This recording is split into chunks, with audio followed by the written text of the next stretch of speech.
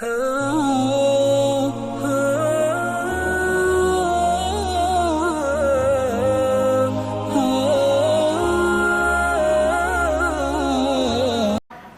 بھر اگر بیانات کرتا رہے تب بھی یہ بیانات ختم نہیں ہوں گے، اتنے حقوق ہیں والدین کے، اور جب انتقال ہو جائے تو ان کے ساتھ کیسا سلوک کرنا چاہیے۔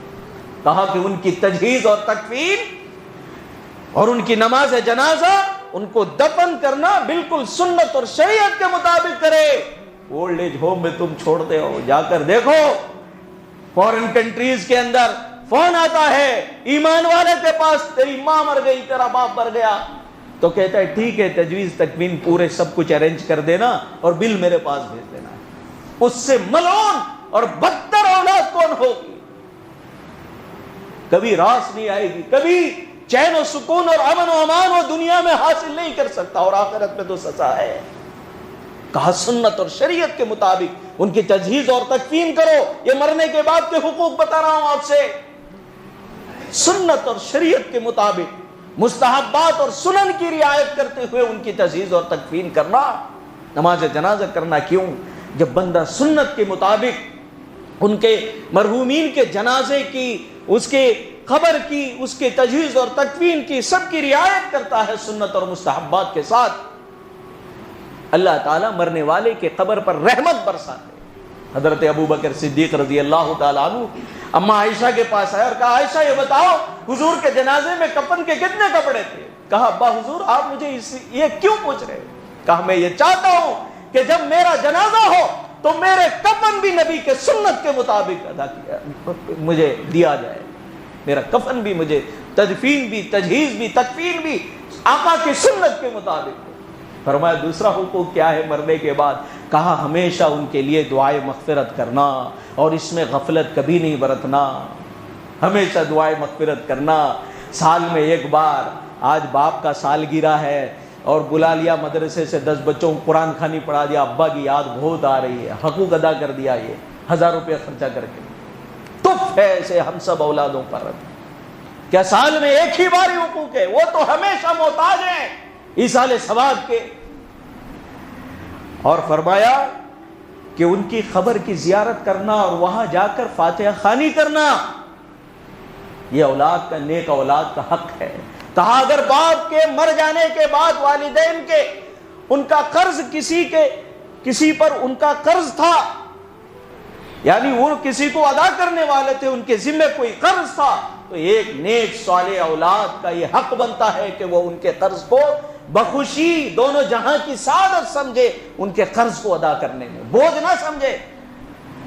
چلے گئے دنیا سے، میرے اوپر بوجھ ڈال کے چلے گئے، استغفر اللہ پڑھے، قرض کو ادا کرے ان کے۔ اور فرمایا اگر حج فرض تھا اور مر گئے والدین تو اب تم پر فرض بنتا ہے کہ تم حج بدل خود کرو یا کسی سے ان کا حج بدل کرواؤ۔ یہ والدین کے حقوق ہیں۔ اگر انہوں نے وصیت کی ہے اپنی زندگی میں کہ بیٹا میرے مال میں سے فلاں کو دے دینا، فلاں کو دے دینا، یا اس کو وہ چیز دے دینا، یا مسجد کو فلاں دے دینا، یا مدرسے کو فلاں دے دینا، یا فلاں سے میں محبت کرتا ہوں اس کو میں نے یہ وعدہ کیا ہے اسے دے دینا، تو ان کی وصیت کا پورا پاسداری رکھے، اگرچہ اپنے حقوق میں سے کچھ کم ہو جائے، خوشی کے ساتھ۔ اور آگے فرمائے کہ ان کے مر جانے کے بعد ان کے جو رشتہ دار ہوں ان کے ساتھ ہمیشہ حسن سلوک کرے۔ حضور علیہ الصلوۃ والسلام فرماتے ہیں، یہاں تک آقا نے فرمایا کہ تم اپنے والدین کے دوستوں کے ساتھ بھی اکرام اور احترام کا معاملہ کرو، اس سے قبر میں ان کو خوشیاں ملتی ہے۔ تعظیم یہ نیک اور فرما بردار اولاد کا پر فرض ہے اپنے والدین کو، کہا ان کے دوستوں تک کا خیال رکھو۔ اور فرمایا، کہا کبھی اپنے والدین کو گالیاں نہ دینا۔ کہا حضور گالی کوئی دیتا ہے؟ کہا دوسروں کے والدین کو گالی دو گے اور وہ تمہارے والدین کو گالی دے گا، گویا تم نے اپنے والدین کو گالیاں دیا۔ کہا اور فرمایا کہ دیکھو دنیا میں اگر وہ تم کو کسی چیز سے منع کر دیں، قسم دلوا دیں کہ بیٹا فلاں جگہ پہ نہ جانا، یہ نافرمانی ہے، تو ان کی قسم کی پاسداری صرف ان کی زندگی میں نہیں، موت کے بعد بھی ان کی اس مرضی کا تم خیال رکھنا۔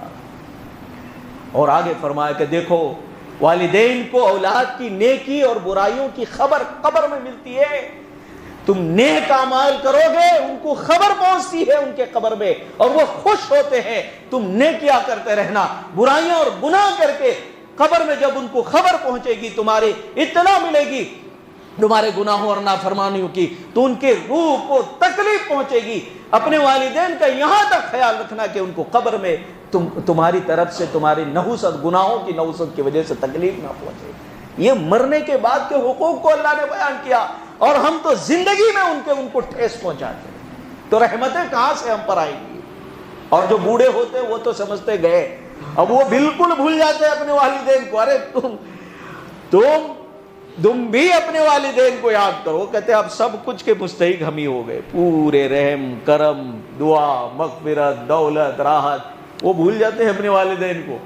جو ہوش و حواس صرف زیادہ تر نوجوانوں کو رہتے ہیں اگر وہ اپنی جوانی میں اپنے والدین کھو دیتے، لیکن جب بوڑھاپے کو پہنچ جاتے ہیں تو اکثر بوڑھے بھول جاتے ہیں اپنے والدین کو۔ کیا تم سے کیا مرنے کے بعد کے حقوق ختم ہو گئے والدین کے جو تم پر ہے؟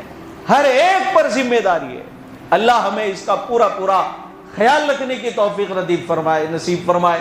ان کے نام سے صدقات ہیں، خیرات ہیں، نیک اعمال کے ذریعے سے ان کو راحت پہنچانا، قبر کے اندر ایصال ثواب پہنچانا، اور کم از کم ہفتے میں ایک مرتبہ تو ان کے قبروں پر جا کر کے زور سے فاتحہ خوانی کم از کم کرو، وہ سمجھے کہ ہاں ہماری اولاد آئی ہے، ہمارے لیے ایصال ثواب کر رہی ہے، سنتا ہے مرحوم، سنتا ہے آواز کو۔